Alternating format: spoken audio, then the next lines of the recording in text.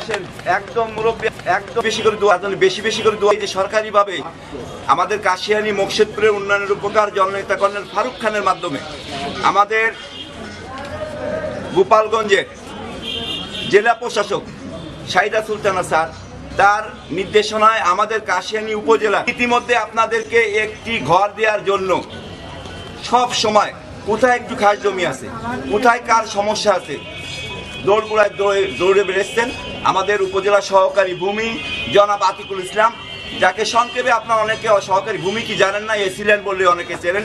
AC land sir এখানে আছেন, এখানে আমার মেম্বাররা আছে, আমার ওয়ার্ড আওয়ামী লীগের প্রেসিডেন্ট সেক্রেটারিরা আছেন। তা আপনারা জনসাধারণ যারা আছেন, আপনারা প্রতি বছর কি 2 বার অনেক কম্বল পান না, পান কিনা? মাননীয় প্রধানমন্ত্রী দোয়া করেন, আমাদের নেতার জন্য দোয়া করবেন, আমাদের মাননীয় ফারুক খানের জন্য বেশি বেশি করে দোয়া করবেন। এখানে বেশি বড় বক্তব্য দেওয়ার কিছু নাই, আমরা শুধু সরকারের পক্ষ থেকে এটুকু জানাতে চাই যে আমরা সবসময় আপনাদের সাথে আছি। মানে সরকার যেভাবে আমাদেরকে মাননীয় প্রধানমন্ত্রী নির্দেশনা দেন সেইভাবে আমরা আপনাদের পাশে থাকার চেষ্টা করি।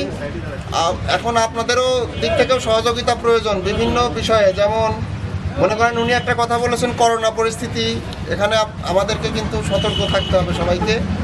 তারপরে আমি বলি যে ঘরে ঘরের যে ছোট ছোট কাজকর্ম আছে না, অর্থনৈতিক কাজকর্ম, হাঁস মুরগি পালেন আপনারা সবাই? ধরেন